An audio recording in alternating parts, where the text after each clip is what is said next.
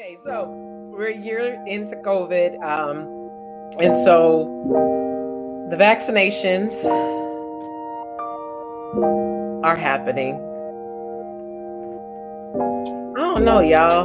Vaccinations are happening. Mask requirements are going eliminated in different states, and people are just about to go back out as if nothing has occurred. And I don't know.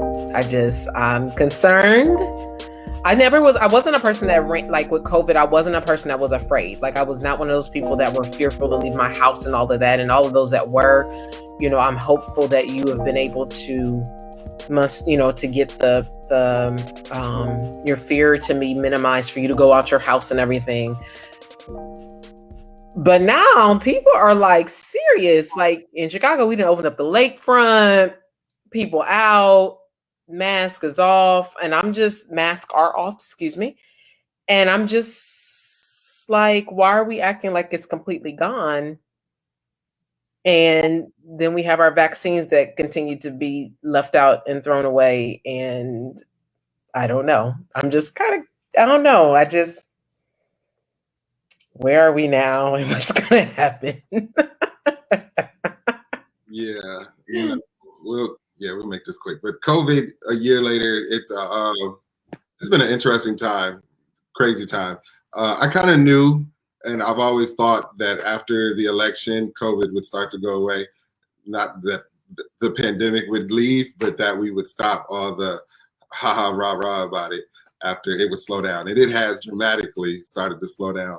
States are back open, getting rid of their mask mandates. States that wanted to do it in the first place. Texas never wanted to wear the mask. Florida ain't never wanted to do it.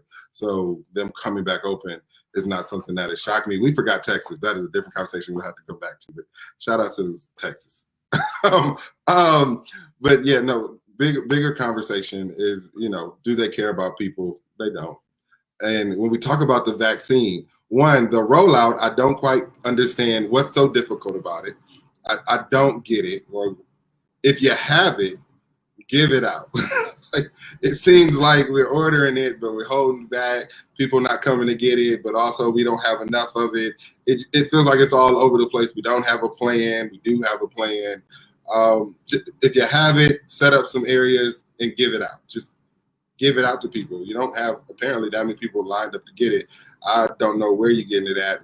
One school, I see that they're giving it out, but where I'm working, I ain't seen none of it. So I don't know how the plan works out.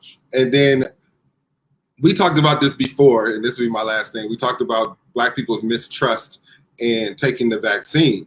So Johnson & Johnson has a vaccine out right now.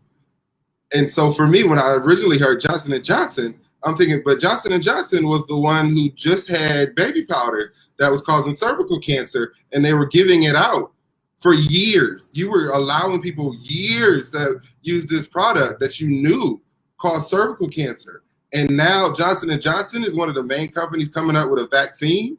Get out of here. Get out of here. We have a lack of accountability. When that happened, instead of saying, and again, money runs everything. Instead of saying like, hey, Johnson & Johnson, you're going to have to pay such and such money out, we should have shut that company down. Like, you caused people lives, yo. You killed people. This is murder. You should be shut down. Same with the rest of the company. Wells Fargo, that's who my car is through, my car loan. I'm almost done with it. And when I'm done, I won't be going back. Not that they did anything to me, but we know they purposely mishandled people's money, people's finances, and got away with it. They threw money and said, hey, we got caught, so we'll pay people. Here you go. Here's a couple $1 million spread between the Black people, so you get $10 a piece. But you purposely gave us higher loans. You purposely gave us missed car loans. You did this knowingly for years. We should have shut that company down. Like, hey, we don't trust you. But again, Johnson & Johnson is going to be, we're giving them money to come up with the vaccine when they have a history of murder. And I'm going to call it murder because that's what it is. When you knowingly allow a product to be on the shelves that causes cervical cancer and you sell it for years, I just don't think you should be able to sit at the table and talk about a vaccine. You shouldn't be able to sit at the table and talk about medicine. Like, I don't want nothing from you, bruh. I don't want your no-tear shampoo. I don't want none of it. not a thing. I just, I know people who have died of cancer. What if they were using your product? I know that I have been covered in baby powder. I know that somebody, mama and auntie, had me with my diaper and was like, I know it. So I'm not for it. But I'll let it go so we can move on. I mean, y'all already know how I feel. I'm not. I am one of those people that look at Tuskegee experiment was not too long ago. I don't trust the government when it comes to any type of vaccine, I just don't. So when I got to the age of 18 where I can tell you what I do and do not want, I opted for not. So I don't trust it. I think it's too new. I don't understand the idea that there are certain vaccines you have to take now, then take it later. But then they talk about you take it again another 6 or 7 months to make sure it stays active within your body. I don't agree with it. Then the other part of it is the fact that it expires if you leave it out. So if whatever active thing is in this, it can go bad, which means the vaccine is no longer effective if you leave it out. What are you putting in my body? I need to know all of the components and ingredients in this vaccination before you put it into my body. It's bad enough that we're eating foods that kills us, and you aren't 100% transparent about what's in the foods that we're eating. And if we want to eat healthy, it's a higher cost just to be healthy. I refuse. The other part of that too is I definitely have a struggle with how COVID has just COVID handling overall. Because like when you talk about when everything happened, the testing of it was scattered and it was sparingly. So you had to be like where I am in Missouri.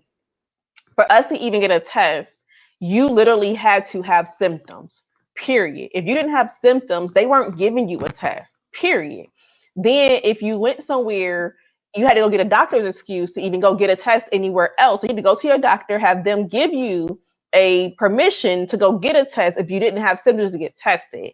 Then they had testing sites, but they weren't in every available location. So if you missed a site here in Cole County, the next closest one was St. Louis, 2 hours away. And that was the last testing time time frame for another 4 or 5. Like the whole process has been trash. So even just the testing aspect, even talking to my colleagues here where we had testing on campus, we were giving the testing resources to do testing on campus, even that expire after a while. So like, again, what are you all doing? It's not enough information for me to feel comfortable enough with any of this to say I'm gonna take a vaccine. I'm just not. So if you feel some kind of way, trust me, I'm gonna have my mask on all the time because I don't trust y'all. Some of y'all are just nasty. I don't think that you've ever done anything clean prior to, because that whole idea of putting bleach in water, Black folks been doing that. Like, help me understand. So I don't trust people to be clean. So don't worry, my mask will always be on. If you think I might be giving it, don't come by. My space is great without your presence because I won't be bothered. But I don't. So if it gets to a point where they're requiring the vaccine to travel, I might join somebody's legislation to have that pushed back and tell you that that's unconstitutional because I don't know what you're putting in my body. And I have a right to protect my own well-being and safety because you failed at that, as Brandon just pointed out. Johnson & Johnson for years was giving people cervical cancer. I'm pretty sure there's probably a higher number of Black women associated with that number than anybody else. So, but you want me to trust you? I'm good. Nope. So I ain't getting it. And definitely no condemnation to those who have. I hope that your experience has not been traumatic. I'm hearing just the differences of the impact of the